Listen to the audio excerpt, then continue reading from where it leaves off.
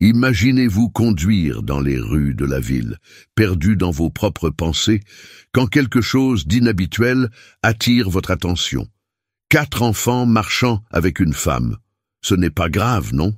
Jusqu'à ce que vous vous rendiez compte, chacun d'eux est identique à vous, mêmes yeux, mêmes traits, presque comme si je me regardais dans un miroir. Que feriez-vous? L'ignoreriez-vous ou rechercheriez-vous la réponse qui pourrait changer votre vie pour toujours? Préparez-vous pour une histoire pleine de rebondissements, de secrets du passé et d'une rencontre inattendue avec le destin.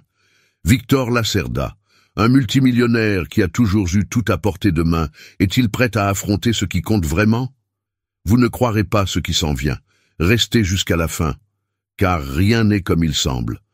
Le rugissement du moteur du Phénix résonnait dans les rues animées de Nova Aurora, et Victor Lacerda, dans son costume impeccable et ses lunettes de soleil, semblait inconscient de l'agitation urbaine. Tandis que sa main droite contrôlait le volant, sa main gauche réglait le volume d'un appel important dans le système intégré de la voiture. Oui, transférez les fonds sur le compte principal. Je veux que cela soit résolu aujourd'hui, a-t-il ordonné sur un ton qui ne laissait aucune place aux questions. Cependant, son esprit s'égarait, fatigué de la routine luxueuse et des gens qui semblaient toujours attendre quelque chose de lui. Il ignorait la lueur dorée du soleil qui se reflétait sur les gratte-ciel environnants, tout comme il ignorait les petits détails de la vie. Mais le destin trouve toujours le moyen de se manifester dans les moments les plus inattendus. Lorsque Victor s'est arrêté à une intersection, quelque chose a attiré son attention. Sur le trottoir, une femme traversait précipitamment en tenant la main de 4 enfants. Au début, ce n'était qu'un moment ordinaire dans la ville. Mais ensuite, il réalisa. Ses yeux étaient fixés sur les visages des enfants. C'était comme se regarder dans un miroir. Il cligna des yeux plusieurs fois, comme si le soleil trompait sa vision. Les traits, la forme des visages, jusqu'au regard intense des enfants étaient étrangement familiers. Le cœur de Victor s'emballa. « Ce n'est pas possible », murmura-t-il, sentant la tension dans ses mains alors qu'il agrippait le volant. La femme, sans se rendre compte de l'impact qu'elle provoquait, a continué sa traversée jusqu'au trottoir opposé. Victor, incapable de détourner le regard, la regarda se pencher pour ajuster le manteau d'un des petits. Il avait besoin de réponses. « Qui sont ces enfants ?» pensa-t-il, oubliant presque qu'il était dans les embouteillages. Aussi impulsif qu'il soit, Victor tourna le volant, effectuant un virage serré, ignorant les klaxons en colère autour de lui. Il a arrêté la voiture à quelques mètres et est descendu précipitamment. La femme remarqua son approche et mit instinctivement ses bras devant les enfants, les protégeant. « Je suis désolé, mais je dois demander, » dit Victor d'une voix grave mais ferme. « Ces enfants, qui sont-ils » La femme le regardait avec des yeux perçants et provoquants. Il y avait quelque chose dans le ton de Victor qui semblait accusateur, et elle n'aimait pas ça. « Ce sont mes enfants, » répondit-elle sans hésitation, en serrant la main de l'un des enfants. « Et qu'est-ce que cela a à voir avec toi ?» Victor recula d'un pas, mais il ne pouvait pas le laisser passer. « Il me ressemble beaucoup. Cela ne peut pas être une simple coïncidence. » Il se pencha, essayant de croiser le regard d'un des enfants qui le regardait avec curiosité. « Comment t'appelles-tu, mon garçon ?» Avant qu'il puisse obtenir une réponse, la femme se leva brusquement. « J'ai dit que ce sont mes enfants, et c'est tout ce que vous devez savoir. » Sa voix était ferme, mais il y avait un tremblement dans sa voix, ce que Victor remarqua. Pour autant, il n'était pas prêt à abandonner. « Écoutez, je ne suis pas là pour créer des ennuis. » a-t-il insisté. Mais il est impossible d'ignorer l'évidence. Ils ont quelque chose de moi. La femme inspira profondément, détournant le regard un instant. Monsieur, je ne sais pas qui vous êtes, mais je ne dois d'explication à personne. Laisse-moi tranquille. Sa réponse fut dure, mais Victor ne pouvait quitter les enfants des yeux. Ce sentiment, cette connexion inexplicable grandissait en lui comme une flamme. Lorsqu'elle commença à s'éloigner, Victor fit quelques pas, hésitant. Les enfants riaient et parlaient en suivant leur mère, inconscients de la tension. Mais ils savaient qu'ils devaient faire quelque chose. De retour dans la voiture, Victor était assis, fixant le volant, l'esprit plein de questions. Le sentiment que sa vie était sur le point de changer l'envahissait. Il a redémarré le moteur, mais cette fois pour ne pas échapper à cette scène. Je n'abandonnerai pas l'idée de découvrir la vérité. Victor ne pouvait pas rester absent longtemps. Quelque chose chez cette femme et ses enfants continuait de le déranger. Le lendemain, il la rencontra à nouveau, presque comme si le destin était déterminé à ne pas le laisser échapper à cette étrange coïncidence. C'était un petit café dans un quartier résidentiel, où elle était assise avec les enfants, essayant de les occuper tout en buvant un café. Il entra et s'approcha prudemment.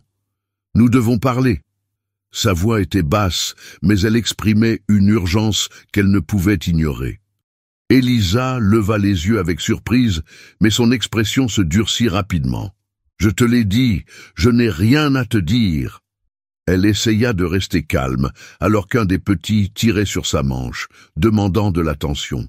« S'il vous plaît, » insista Victor, tirant une chaise et s'asseyant sans attendre la permission. « Je ne pars pas tant que tu ne m'auras pas expliqué ce qui se passe. » Elle inspira profondément en regardant les enfants, désormais distraits par un petit jeu. Finalement, elle a cédé. « Il va bien, parlons, mais faites-le vite. » « Qui est leur père ?» Victor était direct, la regardant avec intensité.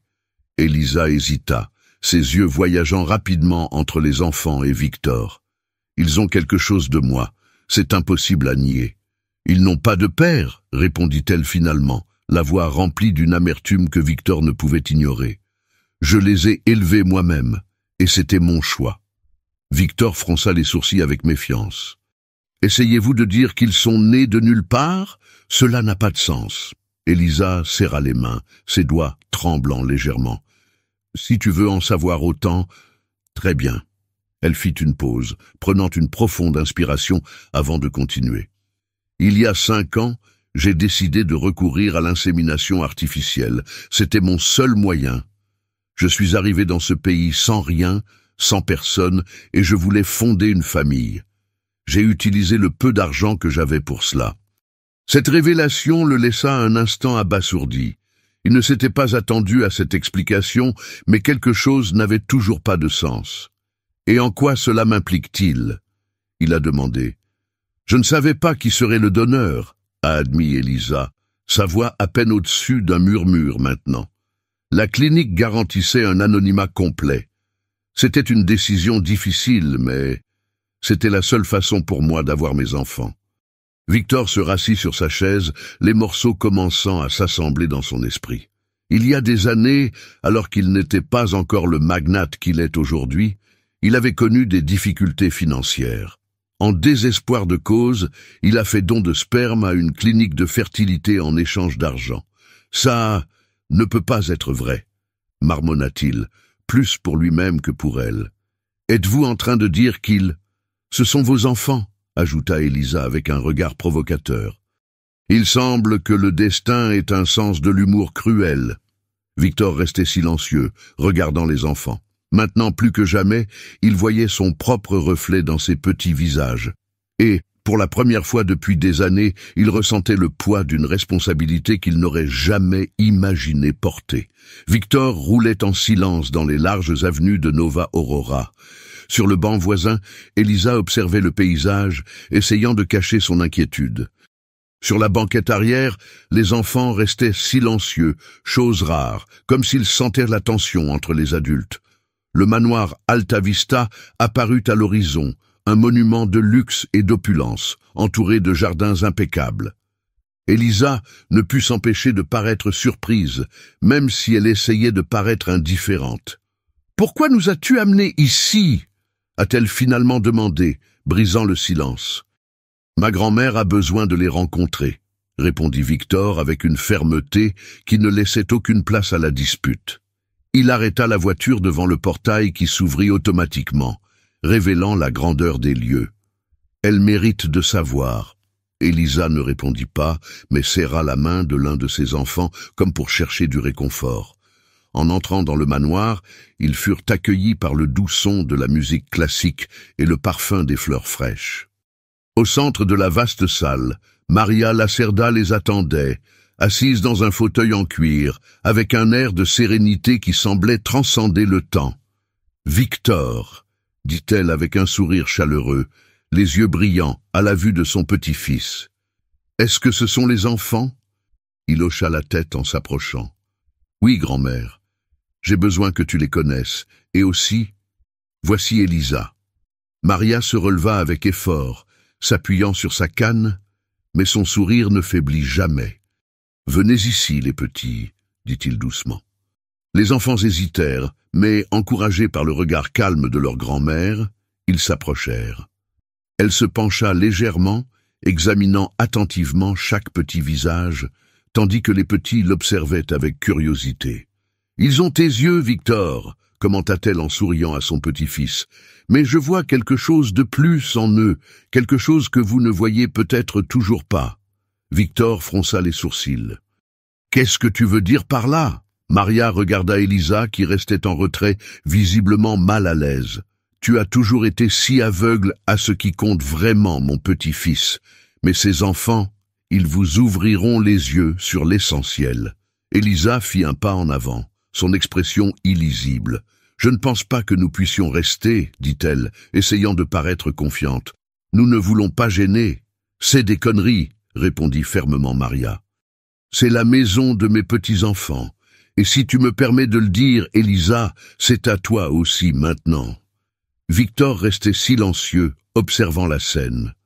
Pour la première fois, il ressentit quelque chose au-delà de toute obligation. C'était une chaleur inconnue, presque inconfortable, mais indéniablement présente.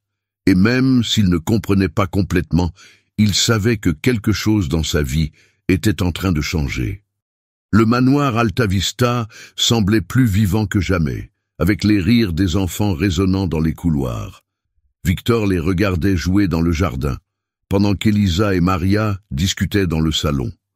Il sentit, pour la première fois depuis des années, que quelque chose d'autre que les affaires occupait ses pensées. Cependant, ce bref moment de paix fut interrompu. Elena Duarte, la fiancée de Victor, est entrée par la porte principale comme un ouragan. Ses talons hauts claquaient sur le marbre, et son regard était aussi tranchant qu'une lame. « Victor !» appela-t-il d'une voix pleine d'autorité. « Qui est cette femme? Et pourquoi ces enfants sont-ils ici ?» Elisa, qui tenait une tasse de thé, se figea sur place. Maria, en revanche, ne montra aucune surprise. « On dirait que nous avons de la compagnie, Victor, » dit-elle d'un ton neutre alors qu'Elena s'approchait. « Elena, tu ne devrais pas être ici aujourd'hui, » répondit Victor, essayant de garder le contrôle. Il se plaça entre elle et Elisa, mais Elena ne recula pas. Son regard se tourna rapidement vers les enfants, qui étaient désormais à côté de leur mère. « Est-ce que ce sont vos enfants ?» a-t-elle demandé avec incrédulité. Sa voix contenait un mélange de choc et de dédain. « Il te ressemble tellement qu'il est impossible de le nier. »« C'est une longue histoire, » commença Victor, mais Elena l'interrompit. « Je n'y crois pas. Victor, qui est cette femme ?» Elena se tourna vers Elisa avec une expression accusatrice. « Et pourquoi es-tu ici, envahissant nos vies ?» Elisa, jusque-là silencieuse, fit un pas en avant. « Je m'appelle Elisa et voici les enfants. Si cela vous pose un problème, nous pouvons partir. » Sa voix était ferme, mais sa posture révélait la tension qu'il ressentait. Avant qu'Elena ne puisse répondre, Maria leva la main faisant taire la pièce. « Elena, il y a quelque chose que tu dois savoir. Quelque chose que Victor ne vous a pas dit. » Ses yeux se fixèrent sur son petit-fils, qui détourna le regard. « Grand-mère, s'il te plaît » essaya Victor, mais Maria ne se laissa pas arrêter. « Victor a été opéré il y a des années, Elena. Une vasectomie. Il ne peut pas avoir d'enfant biologique. » La révélation fut comme le tonnerre dans la pièce. Victor déglutit difficilement, tandis qu'Elena restait sans voix. Son visage se tordit d'incrédulité. « Cela ne peut pas être vrai !» s'est-elle exclamée. « Tu mens, Maria, ces enfants doivent être les siens. » Elisa a réalisé une insémination en utilisant le sperme que Victor avait donné il y a des années. expliqua Maria sur un ton mêlant sévérité et compassion. Ces enfants sont les siens, oui, mais pas comme vous le pensez. Helena recula, les yeux brillants de colère et d'humiliation. C'est absurde, marmonna-t-il. Je ne peux pas croire que tu détruis notre relation à cause de cette femme. Helena, c'est fini, dit Victor, sa voix ferme mais avec un poids évident. Vous n'avez pas de place dans ma vie si vous ne pouvez pas accepter cette vérité. Elisa et les enfants font désormais partie de moi, et je n'y retournerai pas. Helena lança à Elisa un dernier regard méprisant et partit brusquement, laissant dans l'air un silence tendu. Maria, avec un gros soupir, regarda Victor. « Tu as fait le bon choix, mon petit-fils, mais il est désormais temps de faire plus que des choix. Il est temps d'agir. » Victor hocha la tête, sentant le poids des paroles de sa grand-mère. Il savait que le chemin à parcourir serait difficile, mais il savait aussi qu'il n'était plus seul. Le soleil du matin pénétrait à travers les grandes fenêtres du manoir Alta Vista, illuminant le hall principal d'une douce lumière dorée. Victor était assis à la table du petit déjeuner et regardait Elisa préparer un plat pour les enfants. La scène lui semblait surréaliste, comme si c'était un aperçu de quelque chose dont il n'avait jamais pensé avoir besoin. « Elisa » appela-t-il d'une voix douce mais pleine d'émotion. Elle leva les yeux, surprise par le ton qu'il utilisait. « J'ai besoin que tu saches, je n'ai jamais été aussi perdu que ces derniers jours. Mais en même temps, je n'ai jamais été aussi sûr de quelque chose. » Elle ne répondit pas tout de suite, mais son expression s'adoucit. Victor s'approcha, restant à quelques pas. « Je ne suis pas parfait, je ne l'ai jamais été. J'ai fait des choix dans le passé qui m'ont éloigné de tout ce qui ressemblait à l'amour ou à la famille. Mais toi, tu m'as montré qu'il est encore temps d'être quelqu'un de meilleur. » Elisa baissa les yeux pendant un moment, essayant de comprendre ses mots. « Victor, ce n'est pas si simple. Il ne suffit pas de dire que vous voulez changer, il faut le prouver jour après jour. Pas pour moi, mais pour ses enfants. Ils méritent la stabilité, quelque chose que vous n'êtes peut-être pas encore prêt à leur offrir. » Victor hocha lentement la tête, reconnaissant la vérité dans ce qu'elle disait. Puis il se tourna vers les enfants qui jouaient sur le tapis près de la cheminée. Il s'approcha et s'agenouilla devant eux, sa voix se brisant un peu alors qu'il essayait de parler. « Je sais que je ne suis jamais venu ici auparavant, » commença-t-il en regardant chacun des petits, « mais je promets qu'à partir de maintenant, je ferai de mon mieux pour être le père que tu mérites. Je serai là, à tout moment, grand ou petit. » Les enfants, encore trop jeunes pour comprendre pleinement la profondeur de ses paroles, lui sourirent instinctivement et le serraient dans leurs bras. Victor sentit la chaleur de ses petits bras et pour la première fois depuis longtemps, des larmes coulèrent sur son visage. Plus tard dans la journée, alors qu'Elisa regardait les enfants courir dans le jardin, Victor s'approcha à nouveau. « Je veux que tu restes ici. Je veux que ce soit plus qu'une maison. Je veux que ce soit une maison pour toi. » Elisa le regardait, les yeux brillants d'émotions contradictoires. « Et toi, êtes-vous prêt à faire partie de cette maison? Parce que je ne peux pas faire ça seul. » Victor lui tenait les mains, son regard fixé sur le sien. « Oui, je suis prêt à recommencer. Je suis prêt à construire quelque chose de réel. Pour toi, pour eux. » La semaine suivante, un mariage intime a été célébré dans les jardins du manoir Alta Vista. Victor et Elisa ont échangé leurs vœux devant les enfants et Maria, qui regardait avec un sourire fier. Les paroles d'Elisa ont résonné aux oreilles de toutes les personnes présentes. La vraie richesse n'est pas dans ce que nous avons, mais dans qui nous avons à nos côtés. Alors que les enfants couraient autour de l'autel de fortune, riant et célébrant, Victor réalisa que sa vie avait trouvé un nouveau but. Ce n'était pas le pouvoir ou le luxe qui comptait, mais les moments simples et les liens qu'il avait finalement appris à valoriser.